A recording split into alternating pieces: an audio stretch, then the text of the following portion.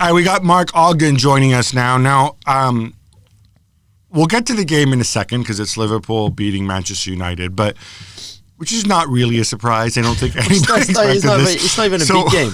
We'll get to that in a minute. Be kind. Come on now. I'm kidding. But I was struck by the Marcus Rashford situation. And there was a tweet from my former colleague, Henry Winter, who's posher than Mark Ogden. And he made the point, basically, that Rashford's now going to be out for a long time, which Solskjaer had actually made before game, and he seemed extremely relaxed about this. You know, hey, look, it's one of my top two players out, but whatever. We won't see him for a while. But then again, I guess panicking wouldn't have done anything. But Henry Winter, who is an extremely reliable source, and if he tweeted this out, it's because somebody told him. I would guess somebody close to Rashford. Yeah.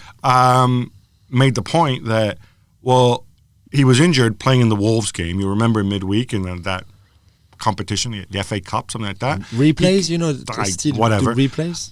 He came on and he aggravated the injury. Certainly that was the implication. That's how I read it. Now he's going to be out for 2 to 3 months. Yeah. Augie, is this your understanding of the situation? Did this actually happen?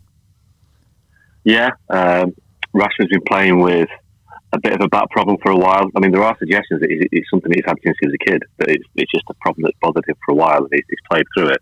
He's also been playing with an ankle problem, which needed surgery, which was, they were looking to do it after the Euros, but I think that may get done now. But yeah, Rashford has been, to coin the cliche, playing to the pain barrier for a while, and, Solskjaer was, quite defensive when he was asked about whether, he should have played him against Wolves for 20 minutes when he didn't need to. Claiming that the injury wasn't there, it was something that had happened on the night. It wasn't the pre-existing one, but a bit of a mystery over that one. But yeah, I mean, Solskjaer said he's out for 6 weeks, then rehab. So 6 weeks, then rehab suggests that you're looking at a minimum of 8 weeks, and that suggests that after a back operation, you're probably looking at another month on top of the 6. So the 2.5 month layoff, you're pushing 3 months, and if it's 3 months, then you're looking at the beginning of May. And I don't want to kind of talk too much England, but, Harry Kane is looking at a similar kind of layoff. So all of a sudden, England are looking at being without Harry Kane and Marcus Rashford, potentially during the Euros, when everyone thought they were going to win it. Without the two best strikers, maybe not. That's all right, because I'm sure they can coax Jamie Vardy back. But, so just to clarify, Solskjaer is saying, look, Solskjaer's basically contradicting the Henry Winter tweet. Solskjaer's saying, if I just want to make sure I understood you correctly, he's saying that, all right, well, he had one problem since he had a kid and the ankle and this, and this is a new injury, and it has nothing to do with what happened on Wednesday night, or rather, it's unrelated. No. It's not he's not aggravating something there. So basically, there's nothing wrong with him playing on Wednesday night. Yeah. No, the injury was caused on Wednesday night. The injury was caused when he came on. The injury happened when he was injured on Wednesday night. Right, but it's not an aggravation. It's not him aggravating a previous injury. Right, he could have gotten injured going to the toilet, or maybe not that, but in training or whatever. Right, that's the implication. No, this is where the myths of mistruths and misunderstandings come in, because Solskjaer saying the injury that he sustained on Wednesday was not related to a pre-existing condition, but Rashford has been playing with a back issue for a while. So, leave that to people to decide until the actual definitive story comes out. Yeah, but the same with Pogba. They just don't. I don't know why. What the problem has been this season for United and Solskjaer to tell the truth about injuries, and or even half the truth would be enough. But it was the same with Pogba and the other surgery and the entourage and this and that, and his people want this, and it was just like, Jules, just say the way it is. You know something? I think, and this is just a kind of a hunch, that Man United still operate to the Alex Ferguson principles of tell people nothing, sometimes tell them something close to the truth, not the full truth, because Ferguson's approach should always be tell people nothing, they don't need to know. And there's still a lingering kind of sense within the club that people don't need to know. It's none of their business. And I think there are times when United aren't as open as other clubs when it comes to telling people what's wrong. All right, two things here. First of all, I get really uneasy when given that none of us are doctors and we haven't examined Solskjaer. And if you know anything about medicine, so much of this stuff is fuzzy and you get like 10 different doctors contradicting each other on a whole bunch of different things. So I personally am willing to give Solskjaer a pass on this one. And basically he's going by the doctor's advice. And if the kid was playing through pain, he's playing through pain. A lot of footballers play through pain.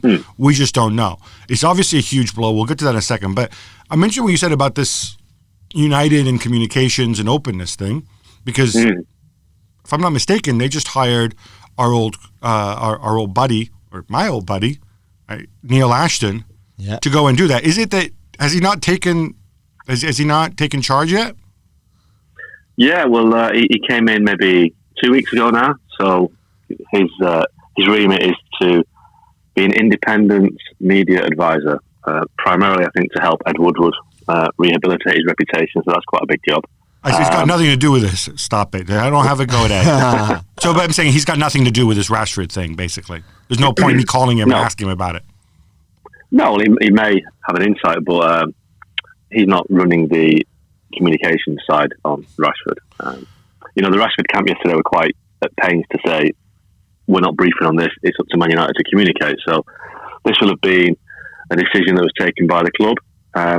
Neil may have been involved, but I still think it would have been from Solskjaer and the communications team in the club in terms of what was communicated. All right, with Rashford out, I'm assuming whatever they'll get by Greenwood, Martial. I mean, somebody, me actually said over the summer, hey guys, you're kind of leaving yourself a little bit short in terms of strikers now, given that one of them has hardly played in his career and is very, very young, and you only have two other guys, and they're both in your best 11. But whatever. But now they're saying with Rashford's injury, they're going to go into the transfer market and sign a striker. Hang on, they wanted to sign Erling Haaland, so they always wanted a striker, right? So we think. Mm-hmm. Did they also pretended to sign Mario Mandzukic, didn't they? Yeah, he said after the game yesterday, Solskjaer, that they will look at a couple of short-term options. I mean, that just beggars belief. A short-term option. Benteke? Well, Alcacer? Stop it. I mean, I think. They've missed the bottles last time, but United just seem to make things up as they go along in terms of the transfer strategy and recruitment. The Bruno Fernandes situation is another case in point that all of a sudden on Saturday we're being told that we're not happy with this. Sporting are trying to get too much money out of us. It's not fair.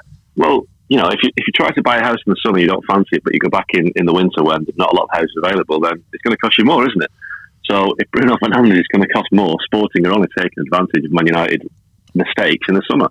And I think I was pretty much mocked at the start of the season when I said that this is United's worst squad for 30 years, and it is. And we're seeing that now. They're desperately thin, and the mistakes they made in the summer by not recruiting properly, by not replacing the players they've lost. Since last January, they've lost 4 midfielders: Fellaini, Herrera, McTominay's injured, and there's another Pogba. So that's how much lighter they are in terms of manpower. And still, James Gardner can't get a game. Look, I just on this Fernandes thing, and then we'll move on to the game.